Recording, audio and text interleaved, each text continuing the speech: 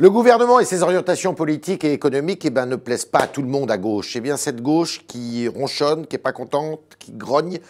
Elle va peut-être se réunir ce week-end, notamment samedi, lors d'un déjeuner à la fête de l'humanité. Pour en parler avec nous ce matin, nous sommes avec Pierre Laurent, le secrétaire national du Parti communiste et qui est par ailleurs sénateur de Paris.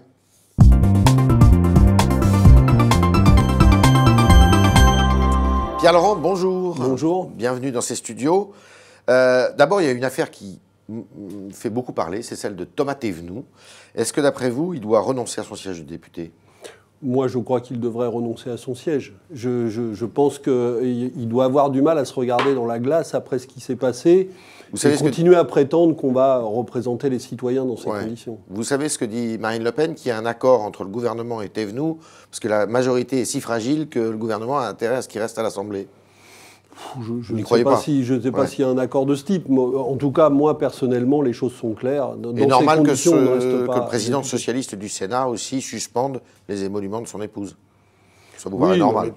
Vous êtes sénateur. Je pense qu'il faut faire, il faut faire le ménage dans ces cas-là, et être clair par rapport aux citoyens. Bon, alors soyons clairs, les communistes ne voteront ni la confiance ni le budget. C'est clair. Non, nous ne voterons pas la confiance, ça c'est sûr, et très probablement pas le budget, puisqu'on voit bien que le gouvernement s'entête dans une politique qui est minoritaire pas dans le pays, mais aussi parmi ceux qui ont voulu le changement, de plus en plus dans sa propre majorité.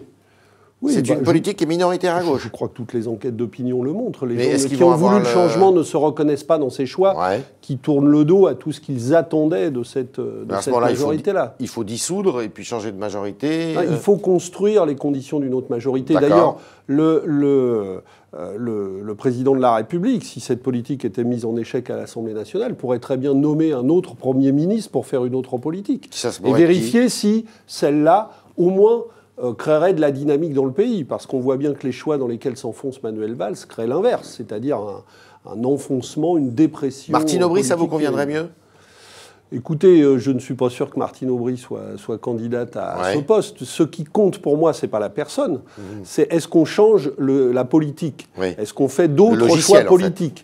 C'est sur ça qu'il faut discuter. D'accord. Vous savez ce que dit Schäuble, plus de déficit pour plus de croissance, c'est une erreur, dit Schäuble, qui est le ministre des Finances allemand. Oui, mais précisément, je pense que c'est avec ce genre de rhétorique qu'il faut... Parce qu'actuellement, non seulement on n'a pas de croissance, on a de plus en plus de chômage, et puis on voit bien que la spirale des déficits, en vérité, continue. D'ailleurs, le gouvernement dit à demi-mot qu'il ne tiendra pas l'objectif qu'il s'était lui-même fixé en matière de réduction des déficits.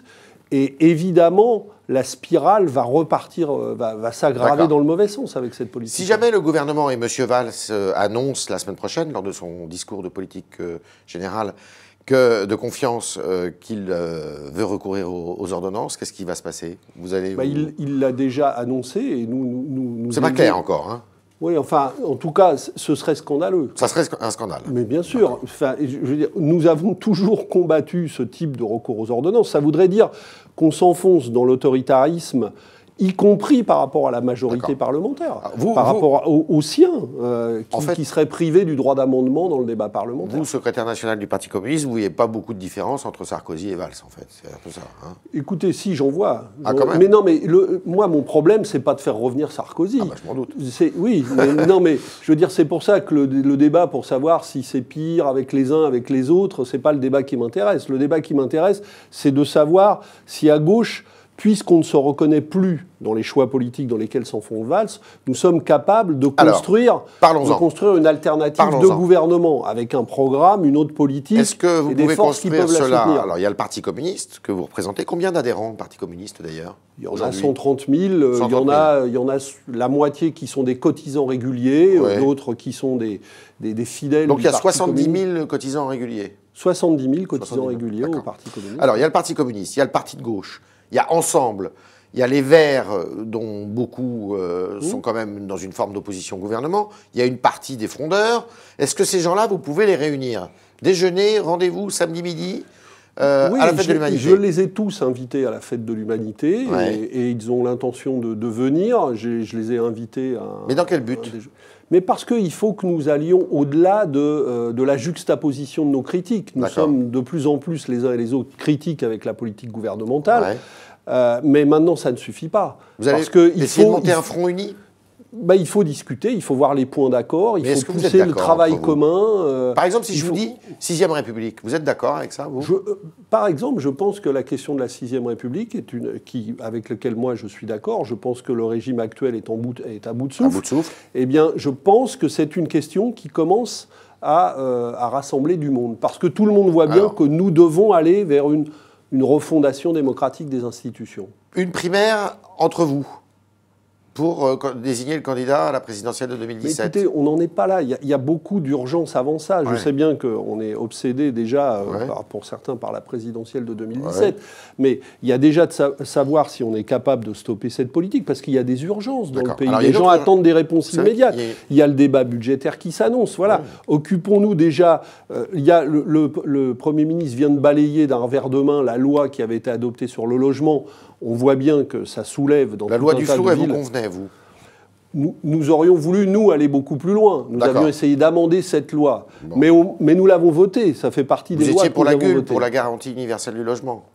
C'est un système qui est très discutable, celui-là. Mais ce qui nous importait surtout, c'est qu'on se donne les moyens d'une vraie relance du logement social. Parce que là, il y a urgence. On arrive à 2017 bientôt. Fermeture de Fessenheim, le nucléaire. Vous êtes d'accord avec les écologistes ? Le nucléaire fait effectivement débat là, à l'intérieur des forces dont on parle. Moi, mon sentiment, c'est que nous devrions garder nos capacités de production nucléaire et mettre le paquet en même temps sur le développement des énergies renouvelables. Donc c'est pas tout à fait le discours des écologistes, ça ? Non, c'est plus proche en l'occurrence des orientations annoncées par Ségolène Royal dans la loi de transition énergétique en la matière. Pourquoi ? Parce qu'il faut effectivement s'engager dans un modèle de transition énergétique. La priorité dans cette mutation, c'est de se débarrasser des énergies carbonées. Donc il faut développer des énergies renouvelables en substitution aux énergies carbonées. D'accord. Et en attendant, garder nos capacités de production nucléaire. Moi, c'est mon avis, évidemment, à certaines conditions aussi, parce qu'il faut évidemment renforcer la sécurité, mettre fin à la sous-traitance, remettre l'ensemble de ces activités sous contrôle public. Il y a beaucoup de conditions à créer. Mais moi, je vois plutôt comme ça le modèle de transition Vos relations avec Jean-Luc Mélenchon ? Ça va mieux ? Écoutez, oui, elles se sont apaisées au retour de l'été. On était ensemble dans une réunion du Front de gauche samedi dernier.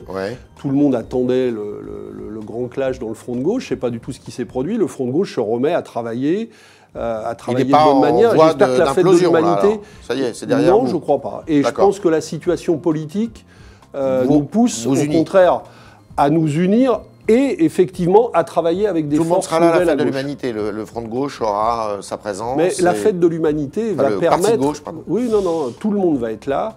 Et la fête de l'humanité va permettre une première mise en dialogue de toutes ces forces. C'est quoi le thème cette année ? C'est les grands thèmes de la République, finalement. En plus, on est dans l'année Jaurès, enfin dans l'année du 100e... anniversaire de l'assassinat de Jaurès, qui est le fondateur de l'humanité. Et donc les grands thèmes de la République, liberté, égalité, fraternité, qui sont des thèmes de notre point de vue de grande actualité, sont au cœur de cette fête, mais évidemment, avec cette actualité, construire l'alternative à gauche. Il y a des élections sénatoriales à la fin du mois de septembre, après les élections municipales qui ont porté énormément de conseillers municipaux de droite aux affaires des villes, des municipalités. Vous ne redoutez pas que ce Sénat vire à droite ? Bien sûr, je le redoute très fortement. Les élections ne se présentent pas bien. Les élections ne se présentent pas bien. Et puis la réforme territoriale telle qu'elle est conduite par le gouvernement, avec beaucoup d'improvisation et d'inquiétudes générées chez les élus locaux, crée aussi des conditions problématiques. Donc nous, avec nos candidats, on essaye de rassembler, notamment pour essayer de rassembler des forces pour s'opposer à cette réforme territoriale, et essayer de leur dire qu'il vaut mieux continuer à disposer dans le Sénat d'élus communistes et républicains qui vont... Combien de sénateurs communistes aujourd'hui ? Il y en a 21, il y en a 5 de ces 21 qui sont des sénateurs renouvelables cette fois-ci. Et ils peuvent garder leur siège ? Certains sont dans des positions difficiles, mais nous pensons pouvoir en garder, peut-être en gagner un ou deux. On espère, au total, on essaye de maintenir nos positions. De rester autour de 20. maintenir nos positions autour de 20, voilà. D'accord. Alors si vous avez été convaincu ou pas par Pierre Laurent. Vous avez la possibilité de vous exprimer sur les réseaux sociaux et sur le site du Figaro. Avez-vous été convaincu par ces réponses? Et puis, Pierre Laurent, eh bien, il vous donne rendez-vous, et il donne rendez-vous à tous ceux qui épousent ces idées ou qui pensent qu'il y a quelque chose à faire, samedi midi, où il organise un grand déjeuner avec les frondeurs, les écologistes, le parti de gauche et les communistes. C'est la fête de l'humanité ce week-end. Merci Pierre Laurent. Merci.